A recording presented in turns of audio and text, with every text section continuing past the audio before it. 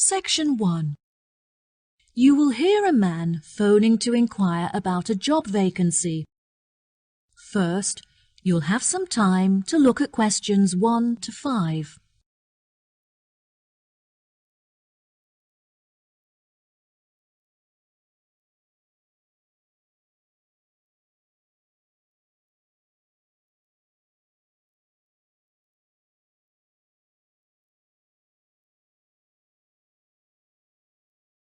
You will see there is an example that has been done for you.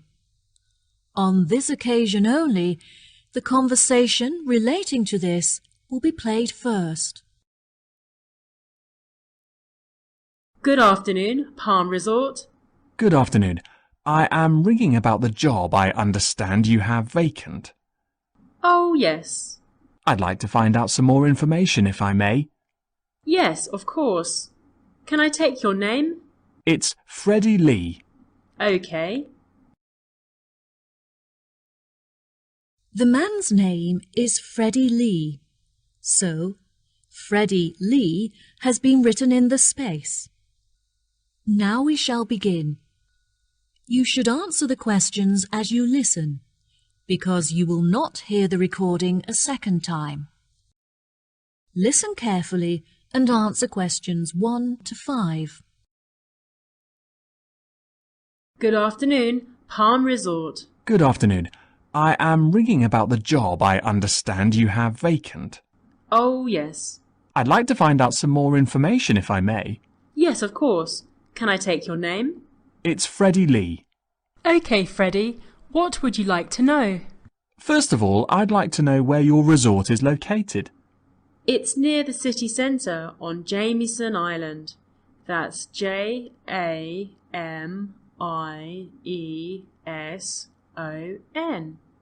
Oh, brilliant. That's only 5 minutes from me. I finish at my college on the 12th of May, so I'll be available for work from that date. Will there be any vacancies at that time? Well, summer is our busiest season, beginning on the 11th July, so that's when you would be starting. Sounds good. And are there any age limitations? That would depend on the place you're applying for. How old are you? I'm 17. Well, we require our bartenders to be 18 or older, which means you would be working as a waiter. There are 4 vacancies. There were originally 6. However, we have since filled 2 of these. OK, great. Could I ask about the pay? We're offering £5.52 an hour. That's very good. My last job was £4.45 an hour. And can I also ask about what qualities you're looking for, like any particular skills or experience? We don't normally require applicants to have any past experience. However, during the summer season, we have weekly shows in which our waiters are asked to perform. The routines are very simple, so no dancing skills are needed. However, you will need to be able to sing. I have never sung professionally, but I'm keen on it and have been told that I'm talented, so I think this will be a good fit. Are there any other duties that I'd be responsible for? As a waiter, you'll have a few different duties. We offer table service, so you'll have to take food orders from customers and carry the food from the kitchen to their tables. We like to give our customers a relaxed experience, so we'll also need you to supervise and take care of their children. I have a babysitter, so I'm very comfortable doing that. Is there a play area for them in the resort? Unfortunately, there is no facility for children here at the resort, but there is a large playground just down the road. Before you hear the rest of the conversation, you have some time to look at questions 6 to 10.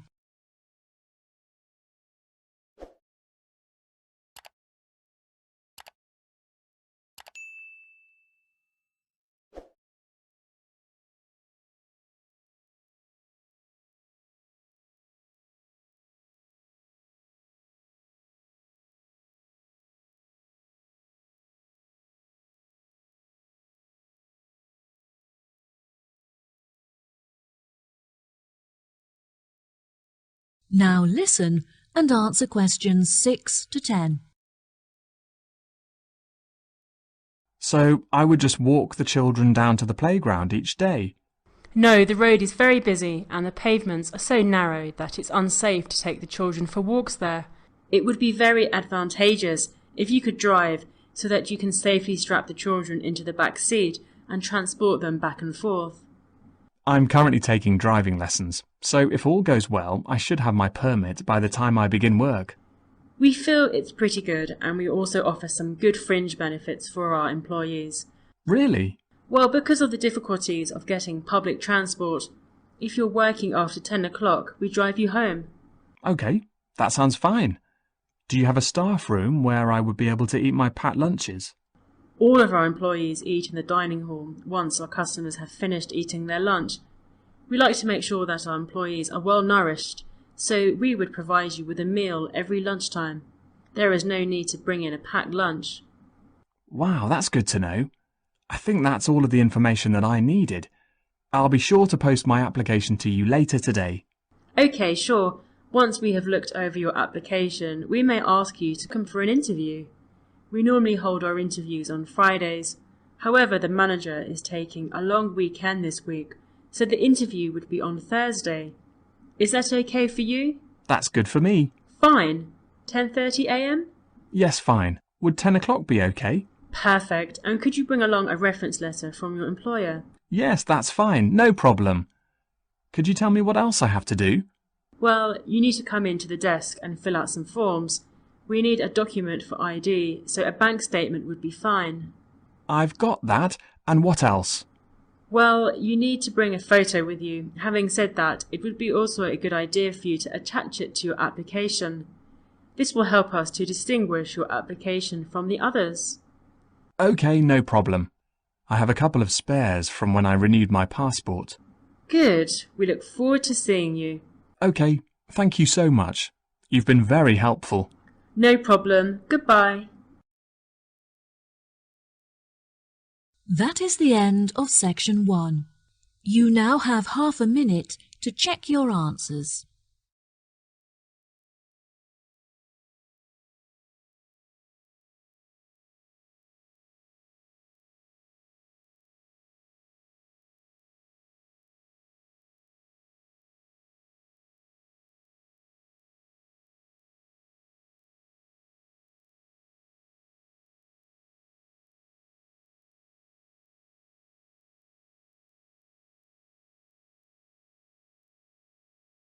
Now turn to section 2. Section 2. You will hear a guide talking to a group of visitors in a garden. First, you'll have some time to look at questions 11 to 14.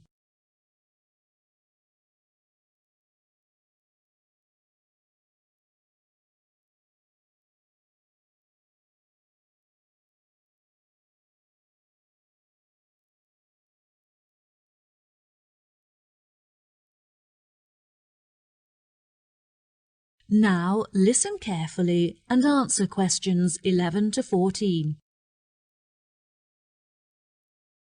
Hello, welcome to Pine Garden.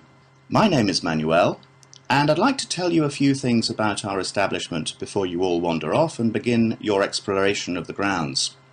I know you're keen to begin, so I'll try to keep this short. First of all, I'd like to explain what you can do with your ticket. If you want to be closer to nature, you could visit our planting area. In that area, visitors can plant small flowers and bulbs that will grow and become part of the garden. The planting activity is completely free. However, if you have sensitive hands, you'll need to purchase garden gloves to protect your skin. Here at Pine Garden, we sell a number of wooden goods carved from trees that have been felled in our very own pine forest. If you feel like getting involved and having a go yourself, you can join one of our bush timbering lessons free of charge, where you'll be able to make your own keyring under the supervision of a skilled craftsman.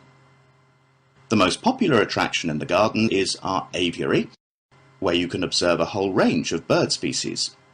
Entry to this section is free, but you have to pay a small supplement in order to enter the hummingbird section. Also, the insect hut not far from it may arouse your interest. There you can find some interesting insects such as butterflies, pocket ladybugs, dragonflies, and so on. And there's no extra charge for that. Unfortunately, there are some areas that are temporarily off limits to visitors today. For example, the gift shop that closed earlier this year and won't be open for another month or so.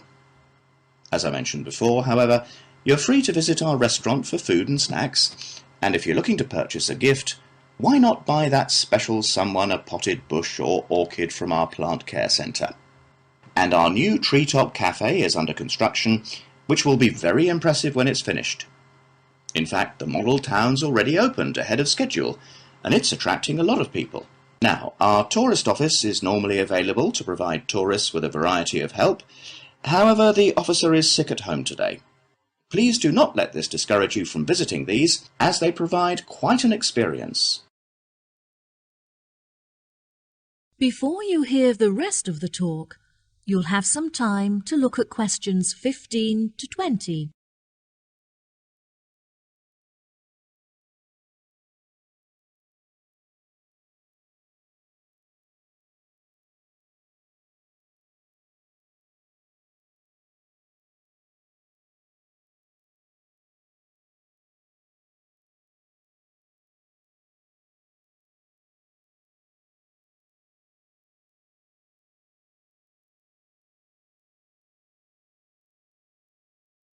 Now listen and answer questions 15 to 20. I also would like to introduce you to our plant specialists, who are responsible for the wonderful plant displays here at Pine Garden. Mrs. Mary is one of our experts, and she is personally responsible for our beautiful display of plants that are all found growing naturally in the local area.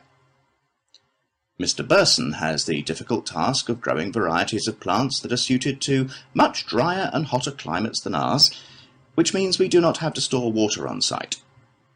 If you visit the glasshouse, you'll be able to see many plants that he has managed to cultivate without the need for rain or irrigation. Mr. Smith is responsible for the produce that you can eat in our restaurant, which ranges from varieties that grow under the ground to those that grow on trees and bushes. Now, Mr. Nooney here is our expert on the most commonly growing plant in the world, grass. You may have noticed how beautifully green and lush our grounds are, thanks to his specialist knowledge. Mr. Scanlon ensures that our soil is full of nutrients so that the natural habitat is supported and encouraged. He does this by fertilizing the earth with a special formula of his own creation. Finally, I would like to introduce you all to Dr. Mandelson. He is the manager of our landscaping team and works closely with our other experts to ensure that everyone works together to create a landscape that is both beautiful and sustainable. Well, that just about rounds it up. Now, if anyone has any questions... That is the end of section 2. You now have half a minute to check your answers.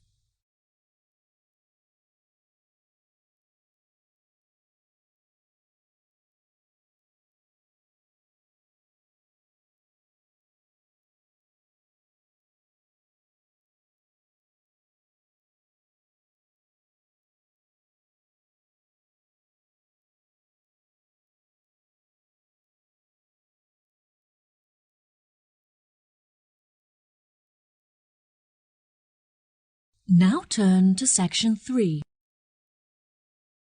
Section 3. You will hear Sally and Mike, 2 students, and their professor talking about their classwork. First, you have some time to look at questions 21 to 26.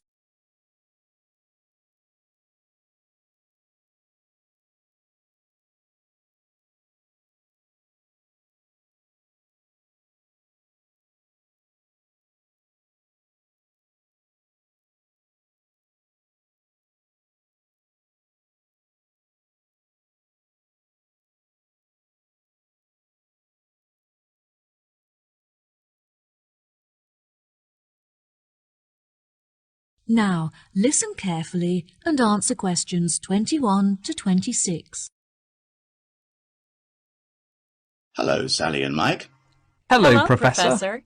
Welcome to the third meeting of our after-school club, where we discuss topics from the syllabus in order to help you to understand your classwork better. Now, I hope that you've read the notes I gave you last week on the ancient African traditions, as this will be the focus of our discussion today. Who can tell me how they were able to recognize different stars? Did they measure the distance between them? No, Sally, I'm afraid that's incorrect. Mike, do you know the answer? Historians used to think that the ancient Africans recognized stars by observing the manner in which they affected each other, but further research showed that they used the location of the stars in order to distinguish one from the other. Well done, Mike. Very good. Can either of you tell me anything about the Wayaka people? They have a lot of money, but do not trust banks to keep it safe. They believe that it's in their best interest to help themselves, not assist others. Instead, the tribe looks after their own finances and generate income from lending money to others in low-interest loans. What problems do the Africans suffer from? They used to suffer greatly from drought. However, they have now developed clever ways of overcoming it by moving to higher land. There are, however, far more predators in these mountainous areas, so it is vital that the Africans learn how to protect themselves in this new environment. Yes, that's right. Also, compared to more developed countries, the Africans are less concerned with their international status, which I find interesting. Very good. What else are the local people concerned with? Unlike other, poorer tribes, they have plenty of nourishing food, and they are able to afford vaccines that prevent them from catching diseases.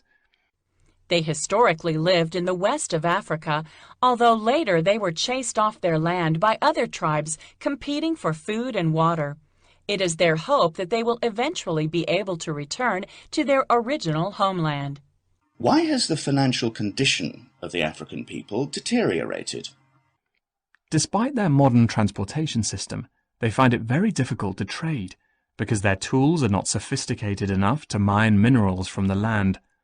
They have permission to engage in these commercial activities, so once they have the right tools, they will be able to develop a very large income from trade. Do you think that this new income will stop Africans suffering from starvation in the near future? Unfortunately, I don't think so. They should be able to start trading next year, but they will only have enough income to start growing sufficient food and crops to support the local people in the long-term future. Yes, that's correct. Before you hear the rest of the conversation, you have some time to look at questions 27 to 30.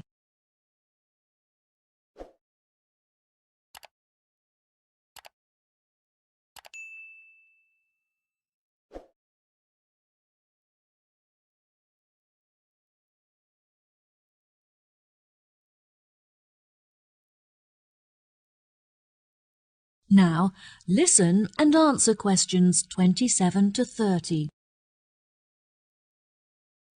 There are many charities from developed countries that are helping to ship food to African countries in order to feed the starving. Unfortunately, it is difficult to transport a lot of food to the right places, but Africans are very good at sharing and making sure that everyone gets something to eat. African governments are also starting to pay more attention to the needs of their people. They have been directing a lot of money to help build schools in the more impoverished villages, as a part of their new education plan, which is fantastic. This means that, hopefully, all African children will be able to attend school daily without having to walk long distances. Yes, absolutely. Do you remember any other information from your class notes? Historically, the tribes in Africa often used to migrate across the country in search of food and water. They would live in tents that were easy to dismantle and transport to other locations.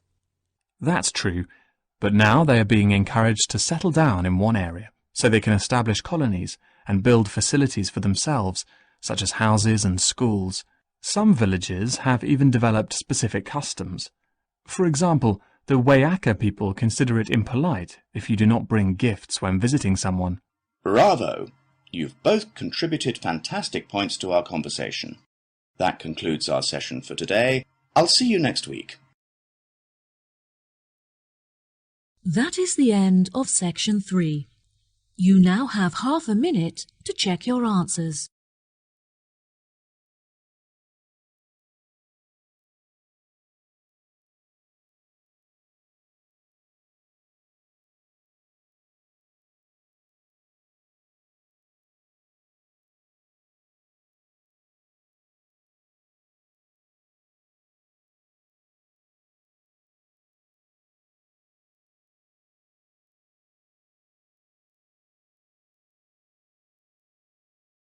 Now turn to Section 4.